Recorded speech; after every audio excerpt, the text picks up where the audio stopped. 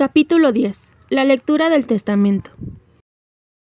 Corry paró de leer el Evangelio de Marcos y fijó la mirada en la puerta. ¿Serían cosas de su imaginación o había alguien afuera? Llevaba 6 semanas sin más compañía que la de un ejército de hormigas y las breves visitas de la reclusa de confianza, encargada de llevarle la comida y vaciar el cubo de las heces y la orina.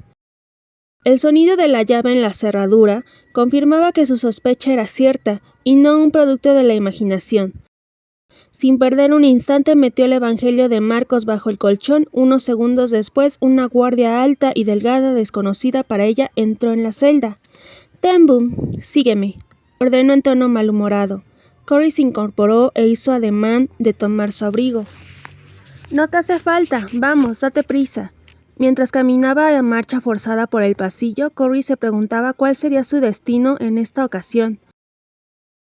El hospital de Scheveningen estaba descartado, ya que para salir de la prisión necesitaba de gorro y abrigo. Es más, su salud había mejorado considerablemente. La guardia recorrió varios pasillos internándose en lugares totalmente desconocidos para Corry. De vez en cuando escuchaba la voz o el llanto de una persona tras la puerta de alguna celda, y hubiera deseado poder detenerse para conversar con otro ser humano, pero siguieron caminando y para su sorpresa terminaron saliendo al exterior. Una ráfaga de viento frío la envolvió. El pequeño patio en el que se detuvieron tenía 4 cobertizos de madera, pintados de a gris y de aspecto deslucido, como todo lo que formaba parte de la prisión. El más lejano era distinto al exterior grisáceo y desabrido, estaba rodeado por una hilera de tulipanes amarillos, cuya lozanía era ya historia.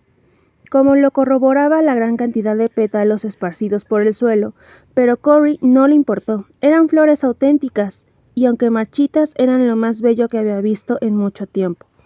Para su delicia pasó junto a ellos cuando le ordenaron que entrara en el cobertizo. «Por favor, cierre la puerta, señorita Ten Boom», ordenó una voz suave procedente del lado opuesto. Corry obedeció y luego se giró para ver quién le había hablado.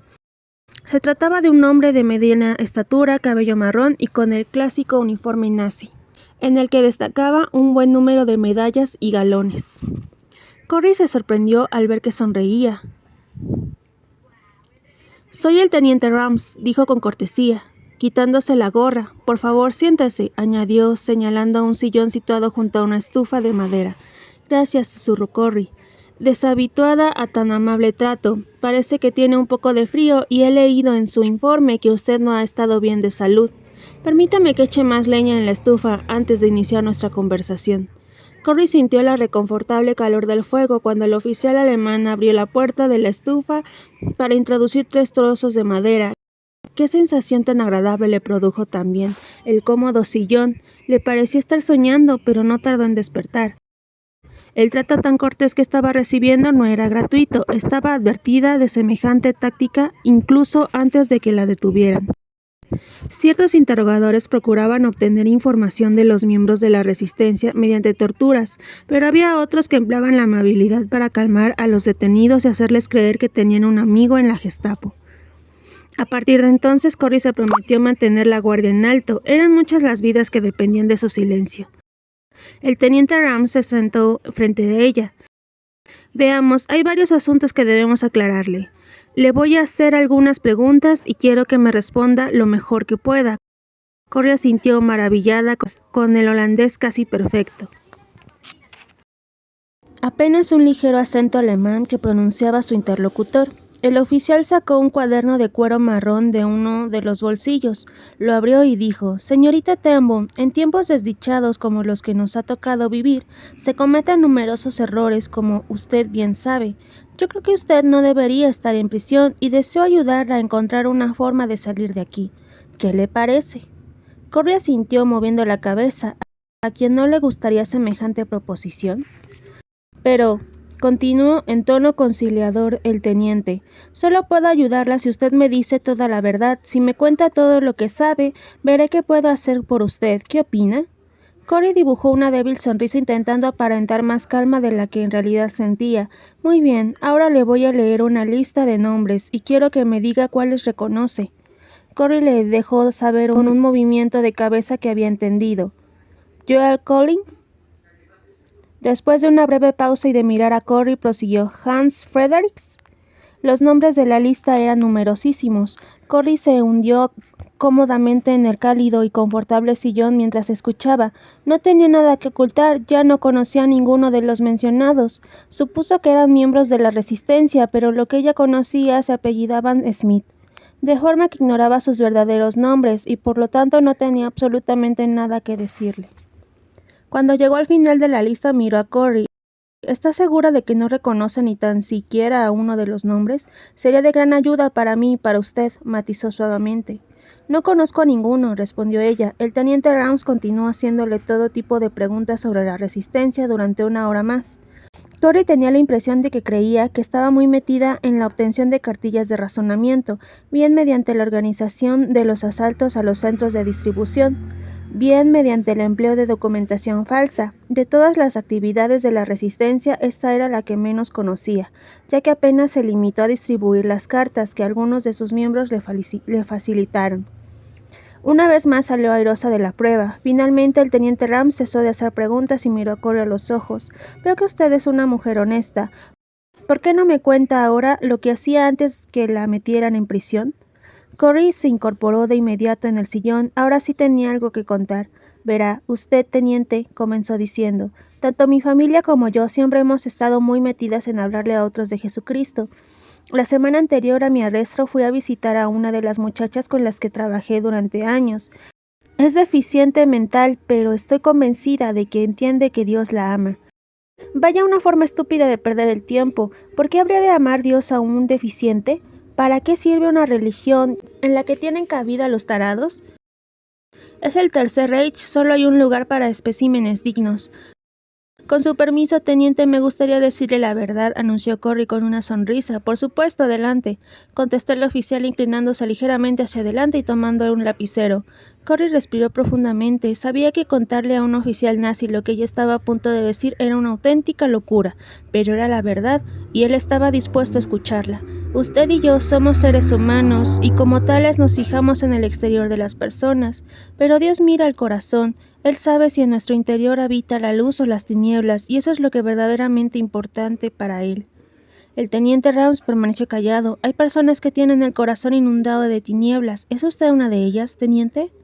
«La sesión de hoy ha terminado», dijo fríamente levantándose de la silla. «Guardia, lleva a la prisionera a su celda». Corry aprovechó para admirar una vez más los tulipanes en el trayecto de regreso. Durante el resto de aquel día y hasta bien entrada la noche, se preguntó si habría actuado correctamente. Había logrado enojar al teniente Rams, la única persona que se había ofrecido para ayudarla a salir de la cárcel. ¿Se habrá extralimitado al decirle la verdad? Sorprendentemente, la guardia vino en su busca. Las 3 mañanas siguientes cada vez fue conducida hasta el cobertizo rodeado de tulipanes, y en cada ocasión el teniente Rams la esperaba con un trozo de madera para avivar el fuego de la estufa. No obstante, no le hizo más preguntas sobre la Resistencia, sino sobre Dios y la Biblia. Le dijo que su esposa e hijos vivían en Bremen, Alemania, y que cada mañana anhelaba que hubieran sobrevivido una noche más. Habló también de que cierta mañana él hubiera preferido no despertar. Aborrecía la labor que desempeñaba en la prisión, aborrecía ser nazi, pero no veía ninguna salida. Ahora entendía lo que Betsy había intentado decirle desde el momento en que cayeron las primeras bombas germanas sobre Holanda. Muchos alemanes eran tan víctimas de Adolfo Hitler y de su horrendo Tercer Reich como lo eran los holandeses, y al igual que ellos temían por sus vidas y las de sus familiares. Después de 4 visitas, el teniente Rams dio por concluida la investigación y envió a Corry a su celda por última vez. Ella no esperaba volver a verle, pero se equivocaba. Una semana más tarde, el propio teniente Rams se presentó en su celda. «Sígame», dijo amablemente. Corry intentó arreglarse un poco del cabello mientras abandonaba la celda. «¿A dónde vamos?» «A mi oficina para que escuche una lectura». «¿Una lectura?», repitió Corry, cuyo pensamiento evocó las gratas noches de lecturas de obras de teatro organizadas por Lender para los huéspedes de Page. «¿Pero qué querría decir el teniente con aquello de que para que escuche una lectura?», se preguntaba. «Usted me dijo que su padre murió en esta prisión hace 3 meses, ¿no es así?», preguntó a secas. «Sí», respondió ella. «Bien, Un abogado leerá el testamento de la familia, así es como resuelven estos asuntos legales en Holanda. Corrie no estaba segura de haber entendido lo que acababa de escuchar. ¿Por qué él, un oficial nazi, se interesaba por el procedimiento legal usado en Holanda? No tenía ningún sentido, tal vez el interés que mostraba era genuino. A estas cavilaciones le siguió un hermoso pensamiento. ¿Escuchará solo la lectura del testamento o la estará esperando el resto de la familia? No se atrevió a preguntarle, pero albergaba una pequeña esperanza de que así fuera. Cuando llegaron a la oficina, el teniente Rams abrió la puerta. «Nollie», exclamó Corrie con un rostro lleno de alegría. «William, Betsy, Tini, Flip, son ustedes, están aquí». Repetía una y otra vez al tiempo que abrazaba y volvía a abrazar a cada uno de ellos. Corrie giró la cabeza al oír el ruido de la puerta al cerrarse. El teniente Rams había desaparecido. «Debe estar esperando allá afuera. Estamos solos», dijo, casi convencida de que aquello era como un sueño. «Rápido, tomen esto antes de que vuelva», indicó Nollie, entregando una pequeña Biblia tanto a Corrie como a Betsy. Ambas introdujeron el precioso objeto dentro de un bolsillo de sus abrigos y le dieron las gracias a Nollie.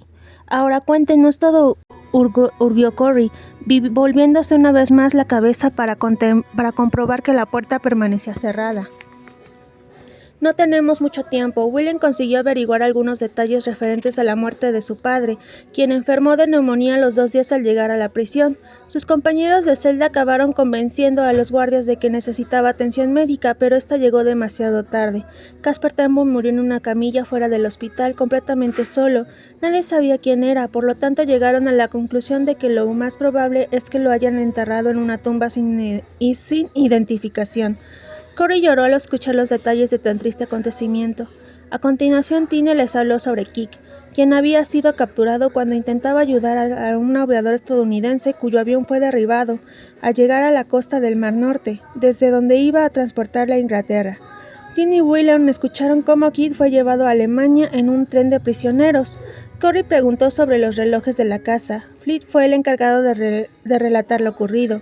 Cuando todos los detenidos de Beige fueron conducidos a la comisaría de policía, Arnold no formaba parte del grupo debido a que el registro de la Gestapo lo sorprendió en la casa y tuvo que refugiarse precipitadamente en la Guardia de Los Ángeles. Pero como su padre estaba seguro de su presencia en Beige durante el registro, se puso a indagar entre sus amigos. ¿Quién sabría si Beige disponía de un escondrijo donde pudiera ocultarse un miembro de la Resistencia? Sorprendentemente, una de las personas con las que habló resultó ser el hombre que construyó el refugio secreto, quien una vez comprobada la identidad del padre de Arnold, no tuvo inconvenientes en informarle acerca del refugio localizado en el dormitorio del 3er piso. El siguiente paso fue hablar con una policía de confianza de Harlem. El plan de la acción no tardó en urdirse. A la noche siguiente, la Gestapo iba a encargar la vigilancia de Beige a la policía local. La noche del 1 de marzo, 2 días después del registro, los policías holandeses que sustituyeron a los alemanes localizaron la entrada de la Guardia de Los Ángeles y tocaron a la misma. La pared se deslizó a un lado y del hueco abierto salieron un total de 6 personas, 4 judíos, Mary, Mart y 2 miembros de la resistencia, Hans y Arnold. Estos dieron las gracias a los policías que los habían rescatado y huyeron por el tejado, al amparo de la oscuridad de la noche. Los 4 huéspedes judíos esperaron tranquilamente en la casa junto a los policías hasta cuando llegó un integrante de la resistencia para conducirlos a un lugar seguro. Los policías cerraron la puerta del refugio y salieron al exterior para hacer guardia frente a la casa. Según las noticias que Flip tenía de la Gestapo, seguía sin lograr descubrir el escondite de la guarida de Los Ángeles. A Corrie le costaba creer que todo lo que estaba escuchando había estado tan preocupada por los huéspedes que llanamente dio gracias a Dios de que aún hubiera en Holanda hombres buenos como los policías que arriesgaron sus vidas por los invitados de Beige. Al poco tiempo de que Flip terminara el relato, entró el teniente Rams. «¿Se ha leído el testamento?», preguntó con educación. El abogado holandés, que aún permanecía en pie en una esquina, indicó que no, tras lo cual abrió un sobre, sacó un documento y comenzó a leer. No hubo sorpresas. Las únicas posesiones de valor del anciano Caspar, Beige y la relojería era para Betsy y Corrie mientras vivieran allí. Cuando concluyó la lectura, el teniente se acercó a Corrie para decirle que era tiempo de regresar a la celda. Corrie miró una última vez a sus hermanos antes de abandonar la oficina. Betsy iba tras ella.